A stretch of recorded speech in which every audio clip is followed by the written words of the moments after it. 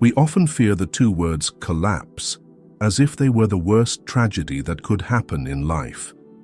It brings shame, a sense of helplessness, and the belief that everything has ended, that there is no way forward. But if you dare to look deeper, you will realize, precisely in that seemingly darkest moment, something is waiting to be released, a truer, stronger, more alive part of you that has long been hidden. Few understand that collapse is not a sentence, but a doorway into a deeper journey. Carl Jung once said, "In the darkest moments, when the outer shell is stripped away, the soul finally has the chance to speak." And sometimes, the very breakdown you fear becomes the beginning of a great transformation, where you are no longer the old version of yourself, but a new being reborn. In today's video, we will explore why collapse, something you once thought brought only suffering, is in fact the most important breakthrough of your life. 7 layers of meaning will be revealed, so that you may see that behind ruin, there is always a path to rebirth. And perhaps you will realize, it is precisely when you feel most lost that you are actually closest to your true self. Are you ready to step into this journey? Number 1. Collapse, the awakening call of the soul. Do you remember a moment in your life when everything seemed to collapse? Perhaps it was one morning you woke up and suddenly felt you had no strength to pull yourself out of bed. The job you once pursued with passion suddenly became a burden. The polite smiles, the repeated "I'm fine," became so fake that you could no longer utter them. In that moment, many believe they have failed. But Carl Jung whispers a different truth. It is not failure, but the call of the soul, refusing to continue living in falsity.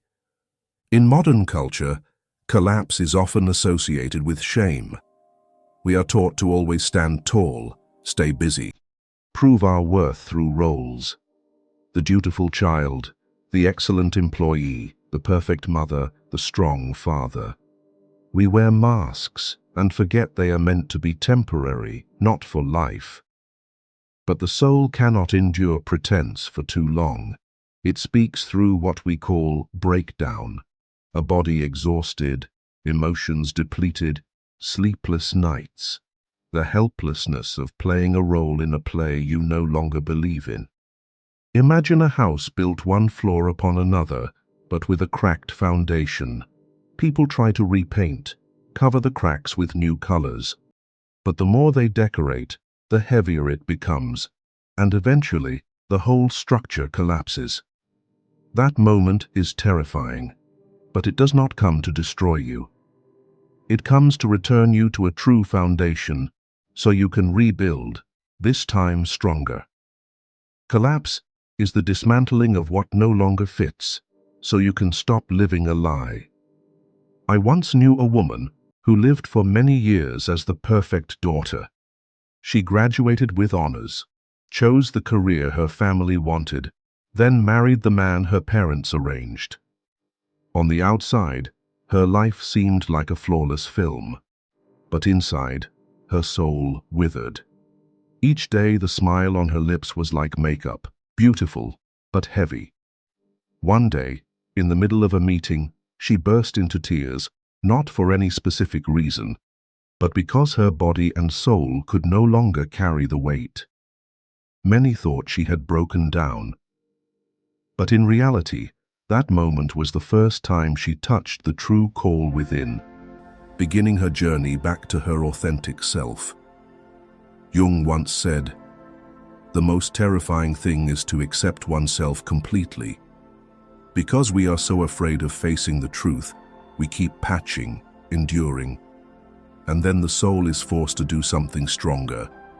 It lets you collapse. Because sometimes, only when you hit rock bottom do you stop clinging to what is not you." In therapy, this is called the collapse moment, but in Jungian psychology, it is the initiation moment. It is when the ego can no longer maintain its dominance and must yield to the true self. In other words, when you are exhausted, when the role becomes unbearable, that is the soul's invitation. Stop, remove the mask, and live as yourself. Perhaps precisely when you feel you've lost everything, a broken career, a failed love, declining health, you finally begin to ask, what do I truly want? Who am I beyond these roles? That question is not easy, but it opens the way back to truth. Do you see the paradox here? We fear collapse, but sometimes it is the only way the soul can save us. It forces the false and contrive to leave you. Everything you once clung to, even if it no longer fits, can no longer stand. When the body is exhausted, when the mind can no longer pretend, you are forced to stop. And that stopping opens an opportunity. The opportunity to face the truth, to hear the inner voice, to begin a life aligned with your true nature instead of a role. Collapse is not the end, but the beginning of a new chapter where you live true to yourself. So if you are in that stage, lost, exhausted, feeling everything falling apart, do not rush to see it as a sentence. Try to see it as an invitation. An invitation to look at what you have forgotten within yourself. An invitation to stop living for others' expectations and begin living for the inner voice. And the next question is, if collapse is the soul's call, then what really happens inside us in that moment? Is it just fleeting emotion or a deeper law of human psychology? We will explore this in the next section. The law of reversal of energy, why what is repressed explodes into power. Number 2. The law of reversal of energy, enantiodromia. Carl Jung borrowed an ancient concept from the philosopher Heraclitus to describe the law of the soul's operation. Enantiodromia, meaning that when an energy is repressed too long, it automatically reverses, exploding in the opposite direction. Jung believed humans cannot live forever in imbalance. The parts forgotten, repressed in the unconscious, will find a way back. And they usually return not as a whisper, but as a storm, what we call collapse. If collapse is the soul's call to stop, then here Jung shows us the deeper mechanism creating that collapse. It does not happen randomly. It is the inevitable result of prolonged repression and imbalance. Jung explained that any energy pushed down into the unconscious seeks to return. Like water held back by a dam, it accumulates, builds pressure, and when it exceeds the limit, it bursts. And when it returns, it is no longer gentle. It reverses into its opposite. The overly gentle become aggressive. The overly ambitious fall into emptiness. The overly controlling become utterly powerless. This is enantiodromia. A friend of mine once poured all her strength into climbing the career ladder. She believed success would bring happiness. For 20 years, she allowed herself no rest, no weakness, no laziness.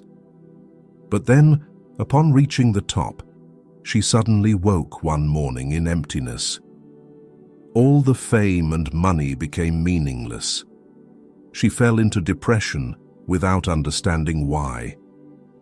Jung said this is the result of repressing the shadow.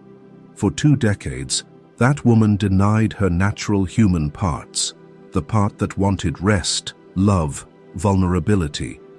And when those parts were not acknowledged, they returned by overturning her life energy, from passion to despair, from full of will to helplessness.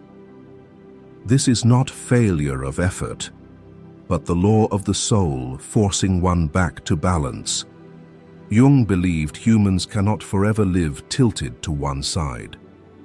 The soul is like a scale. If it leans too long toward light, the shadow will emerge to balance. If one lives only by reason, emotion will erupt. If one tries to be good all the time, the hidden parts, the shadow, will rise. The ego always wants order and control, but the unconscious does not. It follows a natural law. The more repressed, the more it accumulates and waits to erupt. And when it reaches the limit, it does not appear gently, but shatters all defenses with a collapse. The important thing is to understand that breakdown is not random, nor a sign of being weak.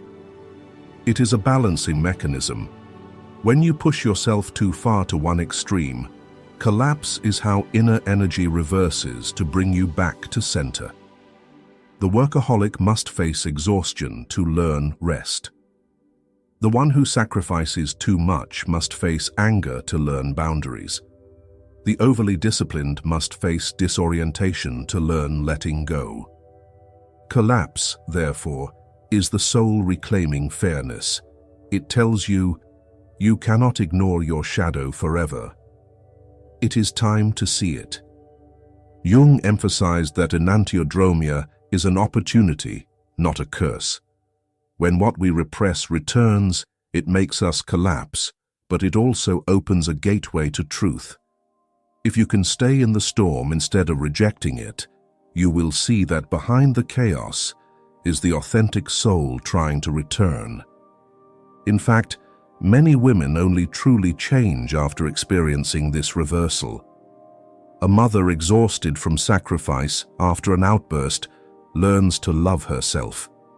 A successful woman who collapsed into depression later finds new balance in small things. These turning points do not come from success, but from collapse. So when you feel you have lost everything, ask yourself, what within me has been ignored too long? What is returning, demanding recognition? This question may be painful, but it is the key to not only surviving collapse, but being reborn from it. Have you ever experienced a stage where precisely this reversal made you feel you had lost everything, but in the end, you realized you were given a chance to be reborn? If your story carries the mark of enantiodromia, where what was repressed forces its way out, share it in the comments, for your words might become inspiration for someone else also walking through the storm. And collapse is not just the result of the law of reversal of energy. When it happens, it is not the end, but the beginning of a rebirth process, like the alchemical ritual, where fire burns away the false, so the true essence emerges. Number 3.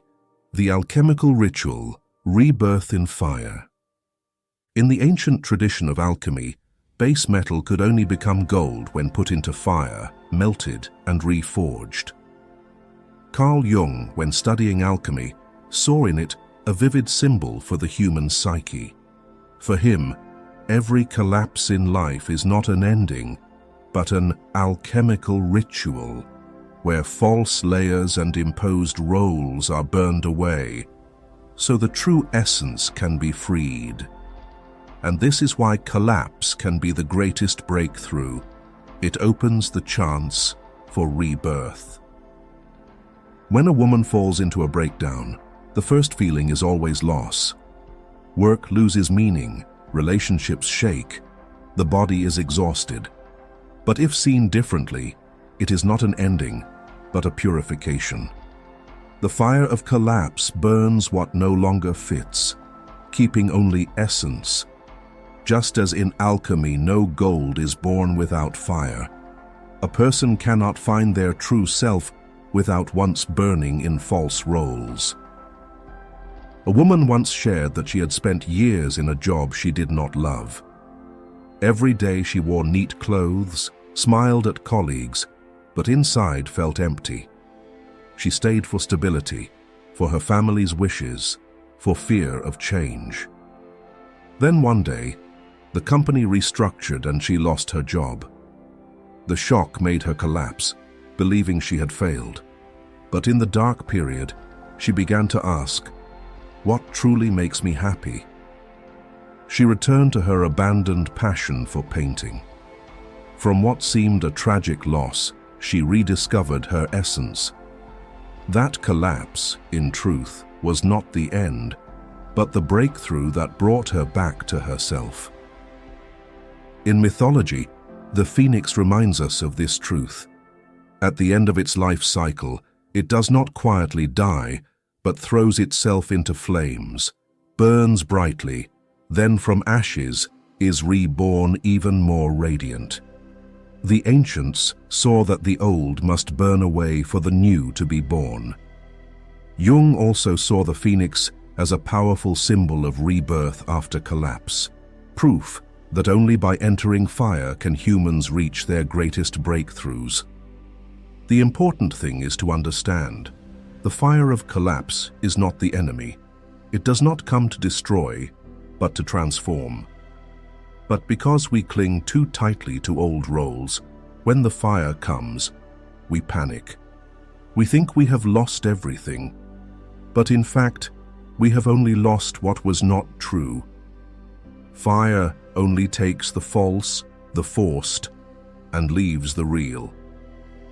If you notice in your own life there have been such burnings, a breakup forces you to reassess self-worth, a lost job returning you to an old passion, an illness makes you stop and listen to your body. In society's eyes, those may be failures, but through Jung's lens, they are alchemical rituals, sacred fires that let you be reborn. In alchemy, the alchemist must patiently watch the fire, not run away midway. Humans too. When collapse comes, the instinct is to escape quickly, fill the void, rush into new work, new love, or positivity. But if hasty, you only patch layers on the old foundation. True alchemy only happens when you have the courage to sit in the fire, letting it burn away the false without trying to save them. Thus, to move through collapse, the answer is not to resist, but to accept. Let the fire burn what no longer fits. Allow yourself pain, loss, so illusions can be destroyed. Only then can essence appear. If one day you collapse, remember, you are in the alchemical ritual. The false is burning away.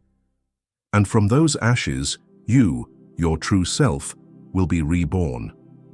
It is not destruction, but the greatest breakthrough, leading you to the authentic life your soul always longed for. Number 4. The dark night of the soul, confronting the shadow. If the fire of alchemy burns away false layers, then right after, you must face what remains in the ashes, the shadow you have long avoided. Shadow is the term Jung used to describe the parts of ourselves we deny, hide, or refuse to face. It could be anger, jealousy, selfishness, or weaknesses we don't want others to see. The shadow does not disappear when ignored. It simply retreats into the unconscious and waits for a chance to rise. And one of the clearest times it surfaces is during collapse. When people break down, one they have suppressed emerges. Some discover a deep fear of abandonment. Some touch anger never expressed. Some realize they are more vulnerable than imagined. This is not punishment. It is what Jung called the dark night of the soul, where you are forced to face your shadow. The frightening thing is that at night you feel as though you have lost all light. Values once clung to no longer work. Roles once sustaining you become empty. Many women in this stage feel so empty they believe life has abandoned them. But in truth, you are not abandoned. You are being invited into the inner land where your shadow waits. A mother who had sacrificed all personal needs for her family, never allowing herself anger, never saying no, always smiling gently. But one day, she exploded over something small, a child not listening, a husband's indifferent glance. Her outburst shocked her family. She blamed herself for being a bad mother. But seen through Jung's lens, it was different. It was not corruption, but the shadow repressed too long finally freed. The anger showed she had denied her own needs, her fatigue, her desire to be acknowledged. Her breakdown was a cry for help, forcing her to see the shadow she had avoided, that she too needed care, boundaries, her own life. The difficulty is that we are taught to hide shadows. A woman praised for being gentle and selfless will hide her anger or selfishness for fear of judgment. But hidden, those parts do not vanish. They accumulate and burst out in collapse. In breakdown, she realizes she is not only gentle, she also has anger, strength, and needs. This truth is hard, but it is the first step to rebirth. Jung emphasized, one does not become enlightened by imagining figures of light, but by making the darkness conscious. You can only grow when you bring darkness into light and face it. Breakdown gives that chance. Think, if you had never collapsed, would you admit you too need to be selfish, to be tired, to say no? Probably not. Thus, breakdown is like a mirror showing everything, light and shadow. In this journey, the key is not to eliminate the shadow, but to accept it. Only by acknowledging seemingly ugly parts can you become whole. A woman who knows she has anger, but stays calm, who knows she has weakness, but does not deny it, that woman is truly strong. If you are in the dark night of the soul, remember, this is not the end. It is an initiation ritual. You are being invited into a deeper layer of yourself. The night is only scary if you run. If you stay, the shadow becomes your teacher, showing you that you are not only a role or mask, but a complex soul with both light and shadow. And precisely when you endure the night, dawn appears. A new person is reborn, no longer false, no longer fragmented, but more whole. Collapse, from this view, is a sacred journey back to your entirety. So we have gone more than halfway, and I truly value your presence.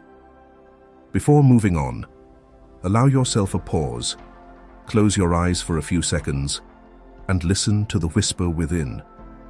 For only when you dare face the shadow does collapse truly become the greatest breakthrough of your life. If you feel that, try writing in the comments a short sentence. I dare to turn darkness into breakthrough. Sometimes, even a small admission can open a door to profound change, not only for you, but for someone watching this video. Number 5. The courage to stay in the silence. After passing through the dark night of the soul and facing the shadow, many immediately try to escape, eager to return to familiar life. But in fact, right after that stage, the most important thing is not action, but stopping. Because if the previous part was when the shadow surfaced, then the next step is the test.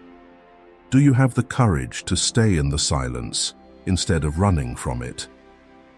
In modern society, silence is often seen as an enemy. People hate silence, hate emptiness without activity or busyness. When the soul collapses, the natural reaction is to fill. Some bury themselves in work, some in pleasures, some rush into new relationships. All are the same mechanism, using busyness to cover emptiness. But Jung emphasized, it is the act of staying with the silence that is the key to healing. Only when you sit in silence can pain transform into understanding, and the soul restructures itself. In a Jungian therapy session, a woman shared how her marriage had just ended after years of trying to hold on. Her first reaction was fear of empty evenings, the house lacking familiar voices. In panic, she filled it with rushed dates, endless parties, or overwork. But what she felt most was still fatigue. Because the emptiness of the soul cannot be filled from outside. Only when she dared sit in silence, listening to her sighs and tears, did she realize the scariest thing was not an empty house, but forgetting herself too long. From there, step by step, she relearned how to love herself. In literature, Esther Greenwood in The Bell Jar by Sylvia Plath reflects this. Esther described her state as being trapped in a glass bell, suffocating, cut off.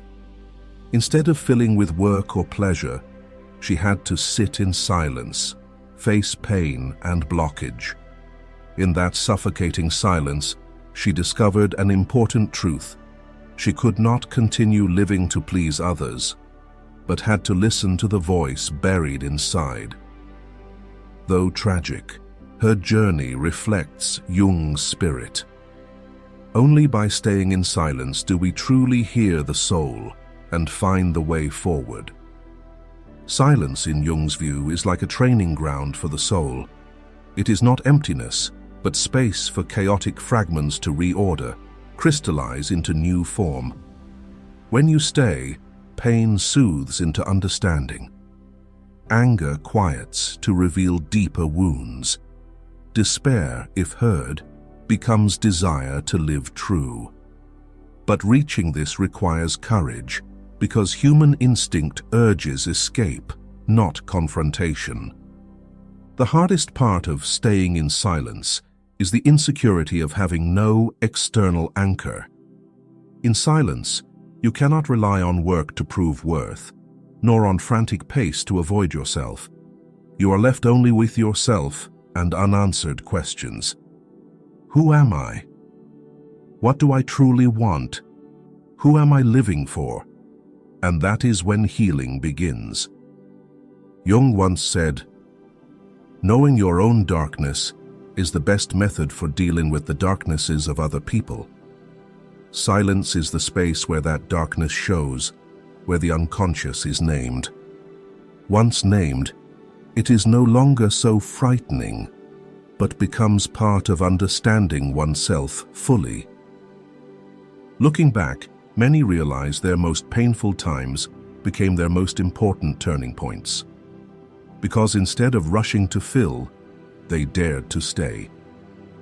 And in that silence, falsity fell away, revealing a truer self.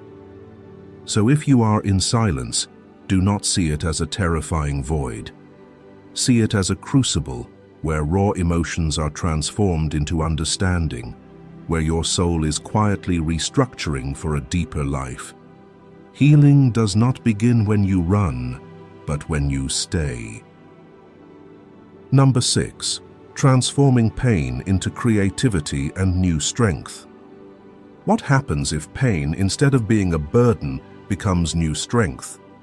Many believe silence brings only emptiness and loneliness, but in fact, when you dare to stay, what is revealed is not nothingness, but another door. The soul heals, and at the same time, a new energy begins to flow. What was repressed in pain, anger, despair, when no longer hidden under masks and pretense, seeks release and transforms. It is like a seed long buried in dark soil. From outside, one sees only darkness, burial, and an ending.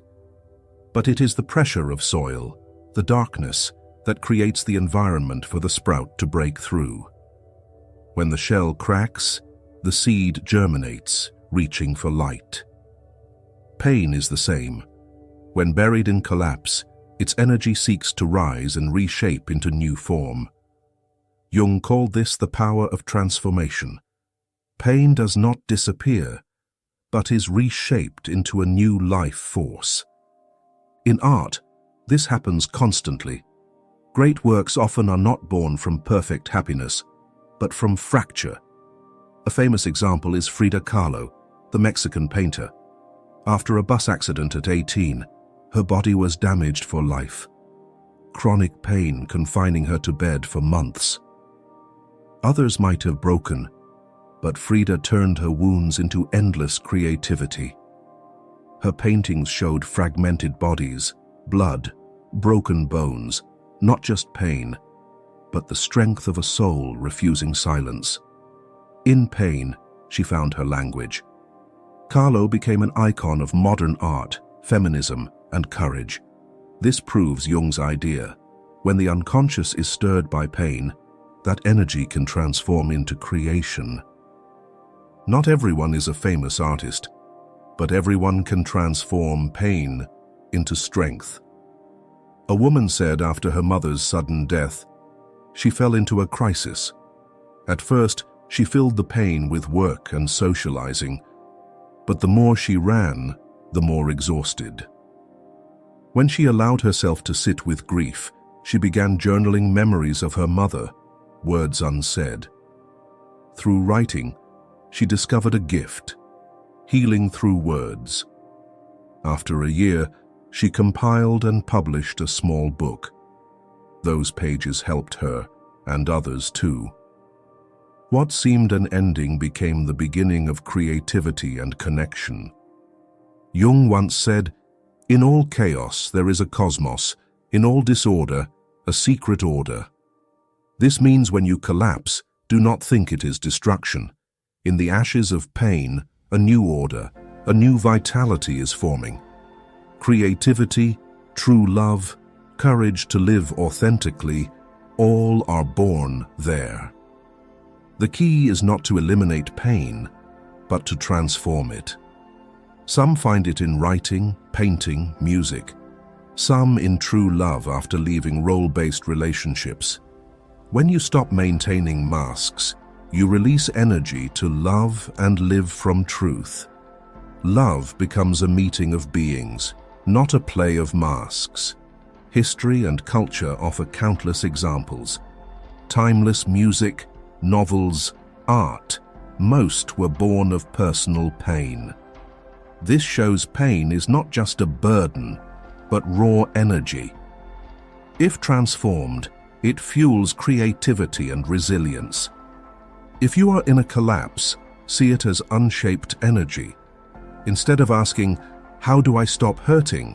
ask, "What does this pain want me to create?" That question may open a new path, a project, a way of life, a connection. Each time you feel shattered, remember, this may be when your creative energy and inner strength are released. Collapse is not the end, but rebirth. And perhaps from the fragments, you will write your most beautiful chapter. If you too believe pain can be transformed into strength and creativity, leave a like on this video as a signal that you are ready to step into your new chapter. Number 7. Living the symbolic life, the privilege of becoming yourself. After passing through collapse, facing the shadow, staying in silence, and learning to transform pain, people enter a completely different stage. Jung called it the symbolic life. And here we see why collapse was not failure, but the turning point to a new life. Without collapse, we would continue living in falsity, bound by roles.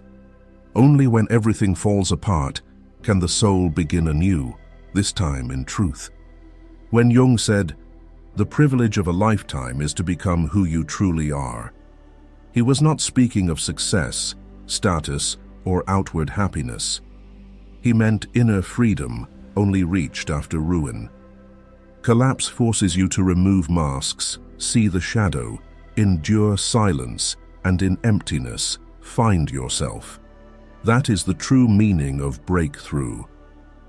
In daily life, symbolic living means you stop chasing validation and start living authentically. You choose work, not for prestige, but for joy. You enter relationships not for fear of loneliness, but for true love. You no longer hide fears or wounds, but accept them as natural. This is only possible after collapse and inner rebirth. Neuroscience also shows this.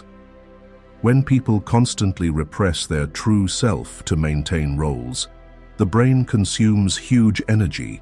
Stress hormones like cortisol rise, exhausting body and mind. But when one dares to live authentically, the nervous system balances. Steady heart, relaxed body, serotonin and oxytocin increase, creating safety and connection. In other words, releasing falsity after collapse lets body and soul return to natural rhythm. One real example: a woman once a manager in a big company. For years, she lived as the model employee, giving all until her health broke. Pressure drove her into depression and complete collapse. After therapy, she left the prestigious job, chose to teach art to children. Less income, no status, but for the first time, she felt light and free.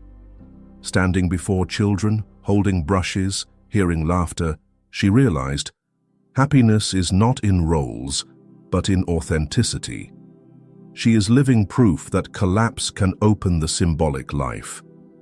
From a Jungian view, symbolic life shows in small acts. Daring to speak truth instead of easy lies, daring to admit fear instead of hiding, daring to choose what you really want instead of expectations. When these acts accumulate, life is no longer a play, but a symbol of unity of light and shadow within. The difference is that before, you lived to prove good enough. Now you live to be present as yourself. And that presence radiates a special power, making others near you ask, "Am I living true to myself?" This is the ripple effect Jung saw as the essence of symbolic life.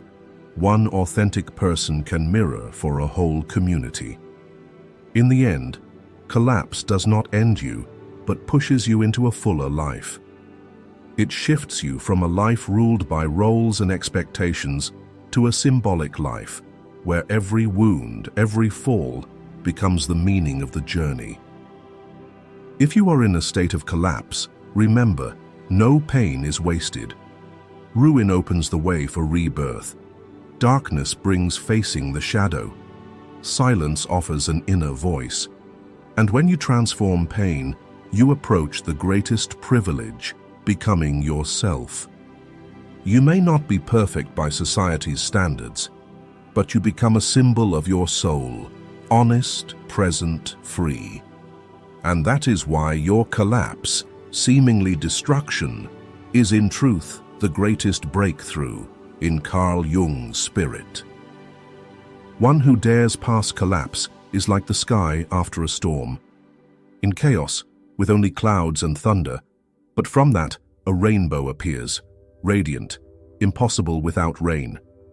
Crises, losses, disorientation do not come to destroy you, but to etch on your soul a unique beauty, making you deeper and freer than anyone. And if you've ever asked, why is it that collapse becomes the greatest breakthrough of life? The answer is not in avoiding or forcing strength. It lies in daring to go through. Face the shadow, stay in silence, then be reborn with a symbolic life. From there, you no longer live as a role, but as yourself, present, honest, whole. If this video gives you a new view of rebirth after collapse, share it with those who also need this reminder. Don't forget to subscribe to the channel so you don't miss future videos. Because the journey to become yourself is a privilege. And sometimes, just one guiding word at the right time is enough for you to walk through ruin and find the true strength within.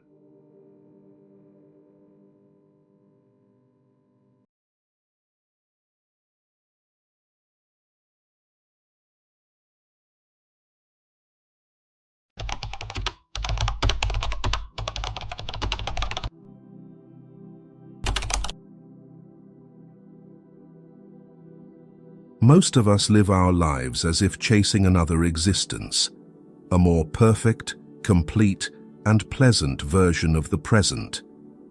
And in that pursuit, we inadvertently lose the most precious thing, the moments we live right now. Carl Jung once observed something profoundly haunting. The more we try to fix our lives, the more we lose the ability to truly feel them. We live as if outside ourselves. We work, converse, eat, rest. But our minds are not truly present. They are always in the future or escaping into an idealized image that never existed. Jung called this phenomenon the fragmentation of the mind, an invisible rift that makes you feel perpetually distant from life. And the irony is, you don't need to change your life to love it. What needs to change is how you show up in the very moment you're living. In today's video, we will embark on a profound journey, one that doesn't require you to go far, but simply to return to the experience already present. A journey to reconnect with life, with the whole self, and with the silence that has always been within you. You will be surprised, for the life you've been tirelessly seeking has always been here, right now. Are you ready? Number 1. We don't live, we only imagine living. Have you ever felt like you're living but not truly here? A day passes, you work, meet people, eat, rest, all according to your plan. But there's an invisible void that leaves you feeling unalive, as if a thin glass pane separates you from the world, making everything blurry, distant, unreal. This isn't ordinary boredom. It's a form of absence from your own life. Carl Jung called this the dissociation between consciousness and the lived experience. We don't live. We only imagine living in visions, in scripts, in plans, and in a future that never arrives. The modern mind is like a director obsessed with the perfect script. When I finish this project, when I buy that house, when I travel to that place, when I'm good enough, rich enough. These when-thens perpetually propel us forward, like a donkey lured by a carrot dangling before its nose. But the problem is that when never truly arrives. Even when you achieve what you thought you wanted, the mind writes a new script, trapping you in an endless loop. In the pursuit, you forget the simplest sensation, being present in each moment of life. Jung believed that modern humans are dominated by the illusion of controlling life through thought. We've placed too much faith in planning, strategizing, and optimizing every aspect of existence, as if perfection could be engineered by formula. But in that process, what's left behind is the raw, rugged, sensory-rich, but also the most authentic experience of living. Modern humans may have a perfect schedule, but lose the ability to feel the morning sunlight, the rustle of leaves, the gentle breeze brushing against their skin, or more tangibly, the touch of a loved one, things that cannot be planned. Consider a simple example. You're sitting with friends, sharing a cozy meal, but instead of listening, feeling, connecting, your mind is cluttered with thoughts. After this, I need to meet a deadline. I'm wasting too much time. What do I need to do tonight? Though your body is present, your mind is absent. And in that absence, you're not truly living. You're merely existing as a shadow, haunted by an idealized moment, another place, a better state, a different version of yourself. Jung called this an internal division, where consciousness is pulled away from reality and trapped in imagined images. More frighteningly, this state isn't an exception. It's the unspoken norm of modern society. From childhood, we're taught that the present is merely a stepping stone to a better future. We learn to live to achieve, surpass, and grow. But no one teaches us the art of presence. No one tells us that sometimes life isn't found in action, but in the ability to feel each moment, whether joyful, sorrowful, empty, or anxious. As Jung wrote, "Who looks outside dreams, who looks inside awakes." In-depth psychology, withdrawing from lived reality, isn't just a bad habit, it's a sign of unhealed wounds. When the mind can't bear the imperfection of the present, it flees into imagination. When it can't sit with uncertainty, it constructs false scenarios to feel safe. But as Jung said, where your fear is, there is your task. One of Jung's patients, a successful businessman, frequently dreamed of being lost in a strange city, running endlessly without finding a way out. In reality, he was highly accomplished, but lived in constant stress, anxious about the future, about status. Through analysis, Jung realized that the strange city was his own life. He didn't recognize himself in his present existence. He was merely a shell, driven by goals, duties, and expectations. He was playing the lead role in a script written by his fear of emptiness. Not all of us are successful businessmen, but we all have our roles: the dutiful child, the exemplary employee, the ideal parent, the one on the path to success. But what happens when that role consumes all the space for living? When every moment is judged by performance, progress, and achievement, the primal human part, the part that feels, that pauses, that is present, gradually withers. Jung emphasized that we only feel whole when consciousness and lived experience merge. In that moment, no grand achievement is needed. A passing breeze can be enough to make life feel worthwhile. The point isn't to stop thinking about the future, but to stop living as if the present has no value. Planning isn't wrong, but if every moment is seen merely as a stepping stone, your entire life becomes a prolonged wait for something better, a more suitable time, a more perfect version of yourself. But in that waiting, real life passes by unnoticed. And then one day, when you look back, you realize you've missed it all. Every small moment, every genuine connection, every second that could have held profound meaning, if only you had been truly present. And then you'll wish you could have done things differently, could return to those lost moments. But sadly, time never turns back.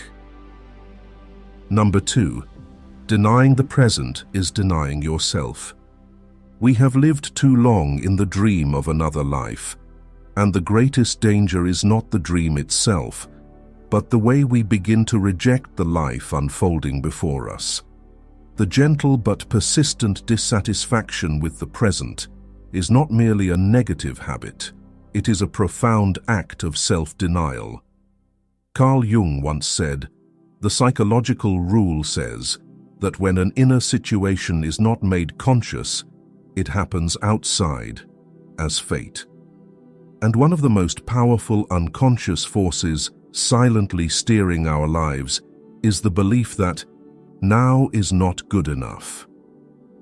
When we tell ourselves, when I lose weight, when I'm wealthier, when I find the perfect relationship, when I get past this phase, lurking beneath is a subtle but cruel message. I am not enough right now. This statement is not just a postponement of happiness. It is an invisible attack on the person living in this moment. We are not merely rejecting our circumstances, we are rejecting our very existence in the present. This is not a desire for progress, it is self-repudiation. Jung recognized that this self-denial is not solely a product of conscious thought. It stems from deeper parts of the psyche, where unhealed wounds, societal expectations, and an idealized image of who I should be reside. When the present doesn't align with that image, we don't seek to understand it. We attack it. And in doing so, we become our enemy. I've observed that in today's achievement-driven society, many young people are trapped in a seemingly harmless but deeply dangerous loop. They constantly feel behind others. Even at 20 or 25 years old, they carry an invisible pressure that they're already late in their careers, late in love, late in becoming someone. They compare themselves to friends, to social media celebrities, to inflated success stories peddled by the media. And in that relentless comparison, they begin to see the present, this moment where they stand, where they breathe, as a setback. Are you caught in that spiral too? If so, share in the comments what you're trying to change about yourself. A moment of honest dialogue can spark a profound awakening. The result is a half-lived life. They work while dreaming of a better job, love someone while imagining a more deserving relationship, exist in their body while fixating on the shape it'll have after losing 5 more kilos. They don't live in the present. They merely occupy it, as if waiting for everything to become right before truly living. What they don't see is that postponing life itself is the root of their sense of meaninglessness. Jung called this rejected part the shadow, the aspect of ourselves we refuse to face.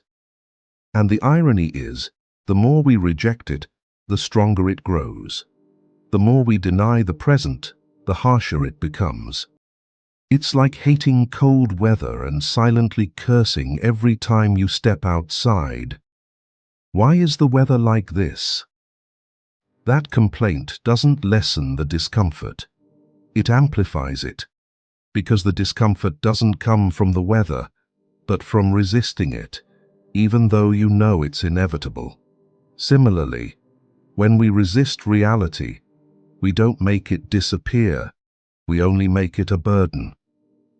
The pain of denying the present is an existential wound, because the present is not just a moment, it's the only place where the real you exists. When you say, "I'll only be happy when things change," you're sending a subtle signal. I don't deserve to live fully right now.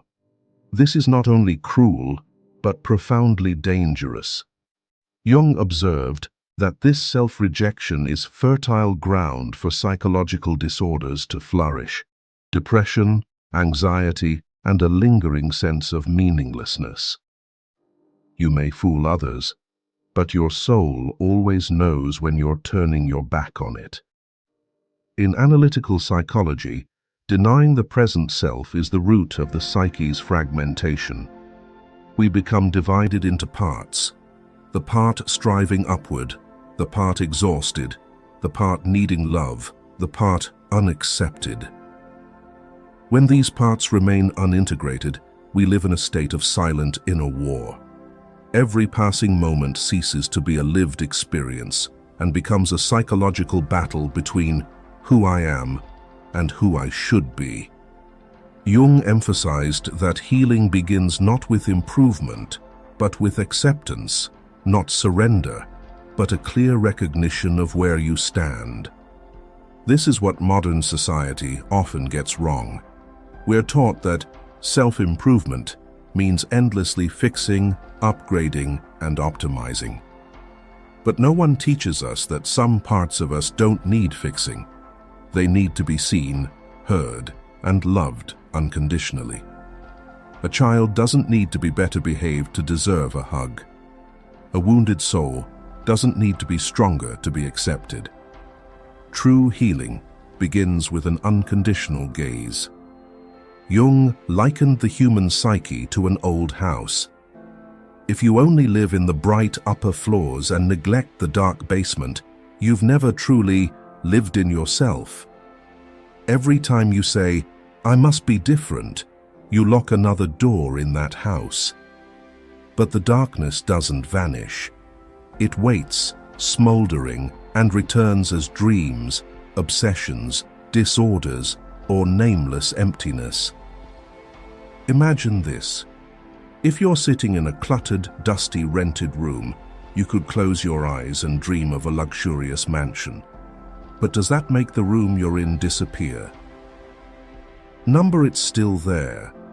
And only when you open your eyes, accept the reality, and start cleaning can you truly change anything. The present, however messy or imperfect, is the only foundation you have to build your life. To reject it is to rob yourself of the chance to live authentically. And the most wonderful thing is, when you begin to accept the present, even when it doesn't match your expectations, something strange happens. Resistance melts away, pressure eases, a delicate breath-like state of awareness begins to rise. Jung wrote that in pure acceptance, the mind naturally enters a process of reorganization, like a field after rain, like a forest after fire. Denying the present doesn't just rob you of the moment. It severs the sacred connection between you and yourself. You cannot love yourself if you always want to be different. You cannot be happy if you perpetually postpone happiness. And you cannot truly live if you are not present, here, now. When you reject the present, you don't just reject yourself. You unconsciously broadcast a distorted vibrational signal to the entire universe. This isn't some vague metaphysical notion, but another way of describing energetic resonance, something both depth psychology and quantum physics acknowledge. Consciousness doesn't just observe reality, it helps shape how reality responds. Carl Jung called this phenomenon synchronicity, a meaningful coincidence. It's when your deep inner states can give rise to corresponding outer circumstances, not through simple cause and effect, but through subtle energetic resonance. When you live in a field of dissatisfaction, resistance, or rejection of reality, you unconsciously emit signals of lack, resistance, and fear. And those frequencies are what the universe reflects back to you in situations that match their vibration. Picture your mind as a transmitter. You say you want love, peace, joy. But if the energetic field you inhabit is one of longing, anxiety, and absence, what you're truly broadcasting isn't, "I'm ready to receive love," but, "I am lacking and don't believe I deserve it." The universe, like a vast mirror, doesn't respond to your desires. It responds to the frequency you emit. This is why those who desperately crave love but don't love themselves often find themselves drawn into unhealthy relationships. The frequency they emit isn't love, but the fear of abandonment. The perfectionist, always striving to perfect themselves, rarely attracts ease, because their energetic field is one of pressure, self-rejection, and conflict. Jung didn't suggest pretending to be positive or thinking good thoughts to attract good things. He warned clearly that any attempt to deny the dark parts of the psyche only strengthens them, allowing them to covertly control your life. True healing only occurs when you face the darkness, accepting the imperfect parts, the unspoken sorrows, and the vague anxieties simmering beneath. We don't create reality through forced effort. We commune with reality through the frequency of our minds. And that frequency isn't measured by words or beautiful dreams, but by how fully you are present with yourself right now. The more you reject the present, the more you emit signals of lack and resistance. The more you accept and are fully present, the more you align with the frequency of life itself, and then life begins to become your ally. Number 3, life doesn't need fixing, it needs to be fully felt. And then, the moment you stop trying to turn life into an endless renovation project, you begin to feel a quiet but profound sensation rising from within. The realization that life doesn't need to be fixed. It only needs to be fully felt. Carl Jung never taught us to chase perfection. He didn't view the human psyche as a flawed system in need of patching. Instead, he saw humanity as an unfolding process, full of contradictions, emotions, and chaos, and precisely for that reason, sacred and deeply human. For Jung, healing isn't about eliminating imperfection, but about discerning the profound meaning within it. We are not called to fix life, but to live it sufficiently without avoidance. One of the first insights Jung gleaned from hundreds of therapeutic cases was this: the patients who suffered most weren't in pain because they were not good enough, but because they were trying to become someone else. They didn't know how to feel sadness. They only wanted to overcome it. They couldn't sit still with emptiness. They rushed to fill it with goals, achievements, or relationships. They wouldn't allow themselves to rest in pain. They only wanted to cure it quickly. But as Jung said, neurosis is always a substitute for legitimate suffering. Modern society dislikes process. It craves results. Feeling empty? Set a new goal. Feeling inadequate? Learn more, train harder, change your image. But what the modern mind fails to grasp is this: by constantly fixing ourselves, we lose the ability to feel ourselves. And feeling, not fixing, is what makes us feel truly alive. Imagine standing before a majestic natural scene, a waterfall thundering through a lush forest, cool air on your skin, distant bird calls echoing. You wouldn't say, "I should trim that tree," or "this waterfall should flow differently to be prettier." You don't fix the scene, you stand in awe and feel it. And what you may not realize is, you are part of that picture. You, as you are, with your wounds, exhaustion, and fears, deserve to be felt in the same way. Not analyzed, not judged, just present. Modern psychology calls this full contact with raw emotion, the ability to be completely present with what's happening inside without trying to change it. When you truly allow yourself to be sad, confused, or chaotic, something strange happens. Those emotions no longer hold you hostage. Like a wave, if you resist, it crashes over you. But if you surrender to it, you rise with it. Jung called this the transcendent function, the mind's natural ability to reconcile inner conflicts when we stop forcing, stop intervening, and begin observing openly. Harmony doesn't come from control, but from the courage to endure imperfection without fleeing. That takes bravery, not technique. And there's a subtle truth Jung uncovered. The less consciousness interferes, the more the unconscious has space to reorganize. In other words, you aren't the one who fixes your inner world. You only need to clear space, open an inner room, and life will heal itself through your presence. This is why, in therapy, what sometimes sparks a patient's recovery isn't analysis or advice, but a moment of silence when, for the first time, they aren't pressured to be better. When they sit down and someone simply stays present with them, expecting no change, in that space, they begin to fall into themselves, and something ever so subtle shifts from within. You might ask, If I stop trying to change, how will things get better?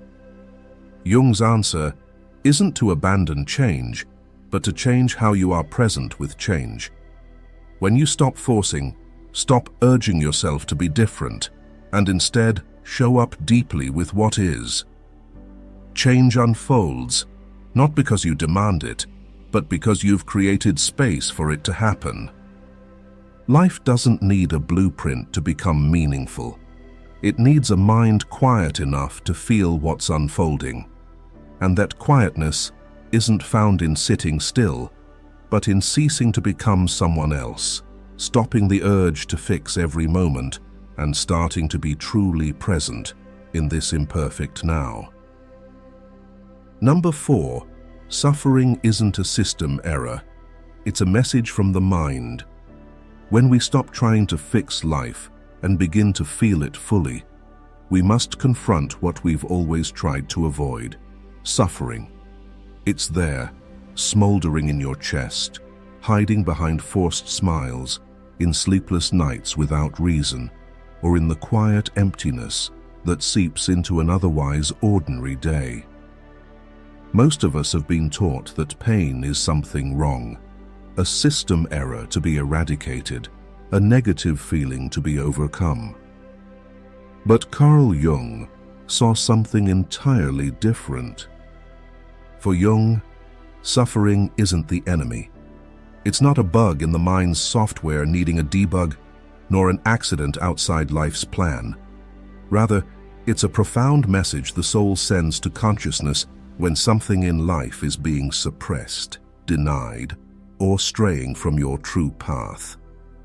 That moment opens a door. Jung believed that every pain carries a symbol.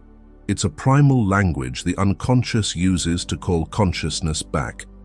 A recurring anxiety isn't a psychological glitch. It may be a cry from a neglected part of your being. A lingering depression might not stem from circumstances, but from a deep disconnect between the life you're living and the life you truly yearn for. The issue isn't the feeling. It's our refusal to step into it and listen to what's happening. Picture pain as a fire. If you rush to extinguish it without seeing what it's burning, you miss the message it carries. But if you're brave enough to sit beside it, not controlling, just listening, you'll find that fire can illuminate something deeply true. Perhaps an outdated belief. Perhaps a part of you was worn out from being ignored.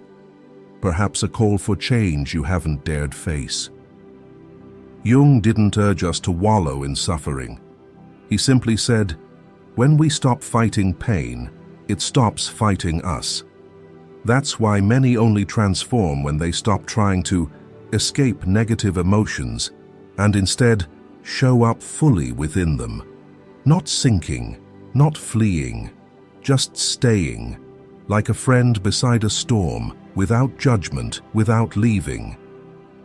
In analytical psychology, this is the first step of individuation, the journey of integrating fragmented inner parts to become a living whole. And pain is the first guide on that path. It doesn't ruin the road, it is the road. If you feel lost, empty, or confused, it may not be because you're on the wrong path, but because you've left a part of yourself behind. And the pain you're trying to avoid is the signal guiding you back. If you've ever experienced a seemingly senseless pain that later revealed a profound message, don't keep it hidden, share it. Your story might be a light for someone navigating the dark. Modern psychology calls this neural reintegration through presence.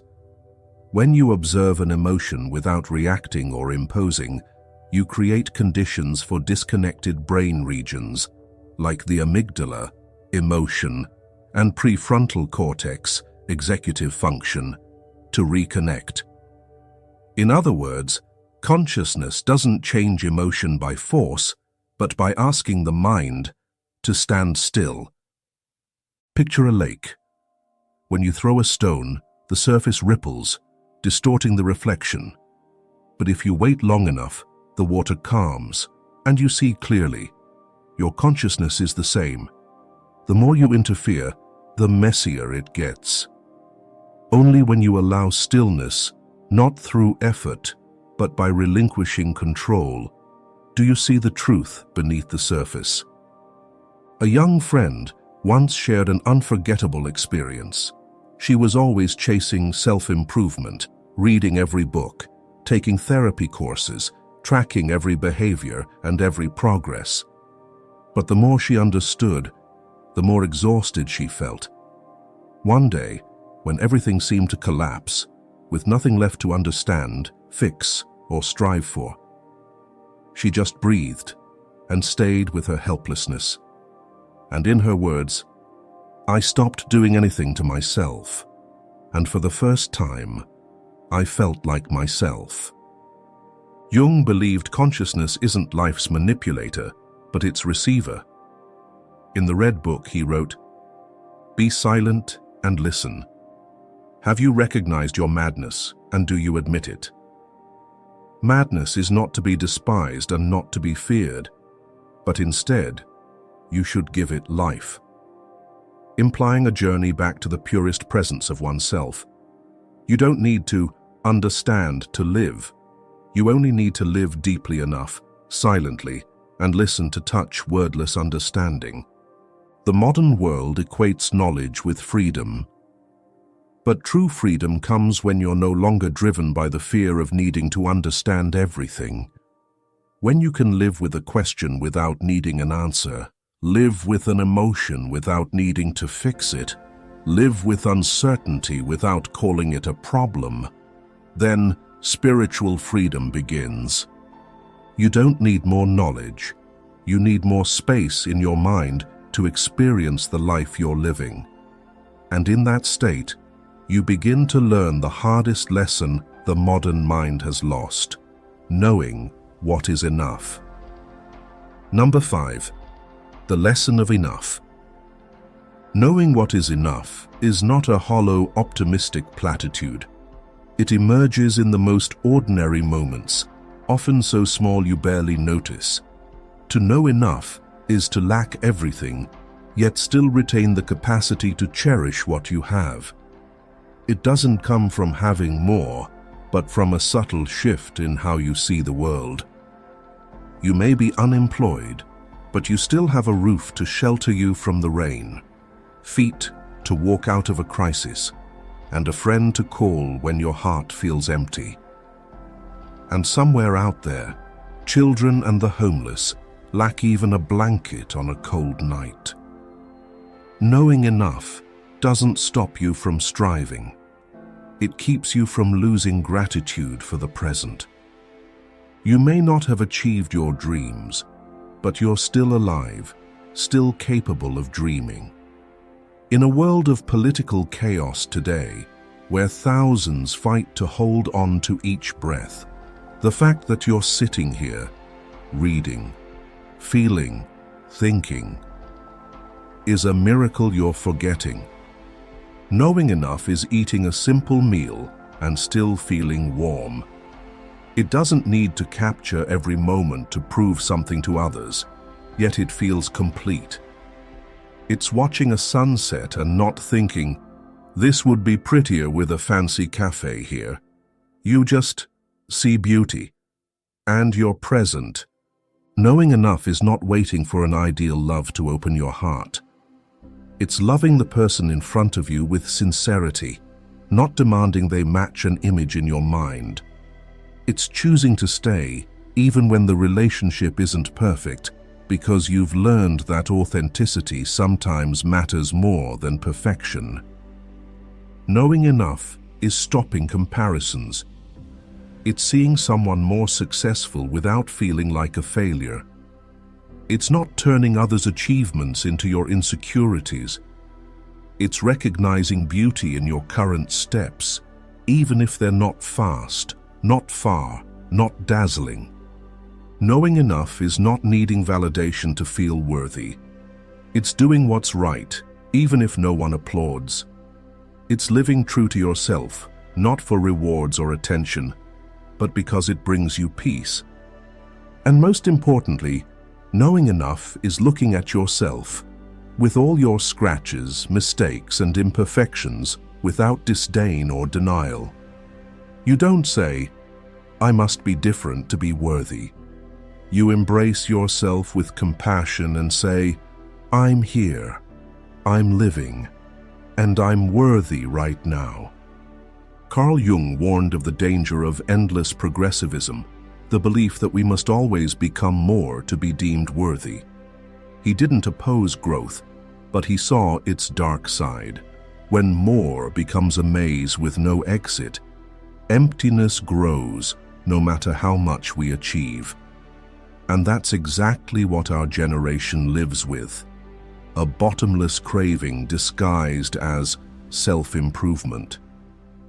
He called it the black hole in the modern soul, a void that seems to come from the external world but truly arises within, where the self never pauses, where the unconscious starves because it's never asked, "What do I truly need?" The truth is, if you don't learn what is enough, nothing out there will make you feel it. Because the sense of enough doesn't come from quantity. It comes from the quality of presence. When you truly live in a moment, a heartfelt conversation, a morning breeze, a deep exhale, you touch a different layer of meaning. It can't be counted or measured, but it nourishes you more deeply than any achievement. Imagine someone drinking water. If you drink because you're thirsty, every sip matters. But if you drink out of fear of thirst, you'll never stop, and you might harm your own body. Life is the same. Excess is never good. We can live with purpose, but if driven by the fear of not enough, every experience becomes meaningless, no matter how dazzling it appears. Jung believed that enough isn't a destination, but the natural outcome of a soul that has stopped fleeing itself. When you no longer judge yourself by what you've achieved, you begin to see the value of pure existence. You are not what you possess. You are the one feeling what's unfolding, and that feeling, if deep enough, is always enough. Society will never teach you to pause. Social media will never make you feel enough. Education systems, business models, advertising streams, they all rely on one assumption: you need this to complete your life. So, if you don't learn to define enough within yourself, you'll be endlessly pulled into a life without an endpoint. This isn't a lesson in passive contentment. It's a lesson in actively reconnecting with the feeling of being truly alive. When you eat, you feel satisfied. When you hear a song, you know when it touches you. When you look at a loved one, you know closeness is enough, no extra screens, no added experiences, nothing more needed. You're present. And that's the lesson Jung wanted to impart. Knowing what is enough is the pinnacle of inner freedom, not because you reject growth, but because you no longer lose yourself in it. When you stop yearning to be more than you are, you become yourself, fully, unconditionally. Carl Jung wasn't just a psychoanalyst. He was a reminder that life doesn't operate like a math problem, but like a piece of music, with high notes, low notes, and silences. And in those silences, we find ourselves. None of us was born to race towards some finish line. We're here to live with every imperfect emotion, every small crack in the soul, every quiet moment we can't share with anyone. You may not change your entire life after one video, but if something in you has gone quiet, stirred, or felt called back, stay with it. Leave a comment if something touched you, not because we need an answer, but because you might need to see yourself through an honest line an unguarded response, a moment of courage to speak up. And if you do just one thing today, be fully present for yourself. Just to live, as if for the first time, and perhaps the last.